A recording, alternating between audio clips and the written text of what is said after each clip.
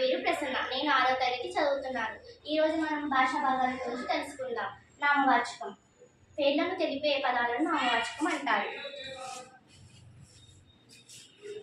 మల్లె, మల్లె, చిలుక, రాము, ఎరుపు, ఏనుగు. సర్వనామం.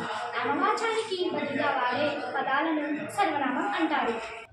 ఉదాహరణ: ఇది, అతడు, వాళ్ళు, ఈమె. విశేషణం. ఒక వస్తువు యొక్క గుణాన్ని లేదా లక్షణాన్ని తెలిపేదాన్ని విశేషణం అంటారు. ఉదాహరణ: అందం, పొట్టి, చిన్నది. క్రియ. పనిని తెలిపే పదాలను క్రియ అంటారు. ఉదాహరణ: పడుకున్నారు, చదువుతుంది, రాస్తుంది.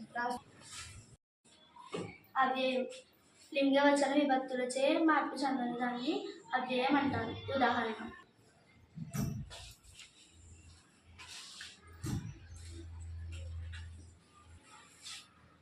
ఇవి 5 భాషా భాగాలు.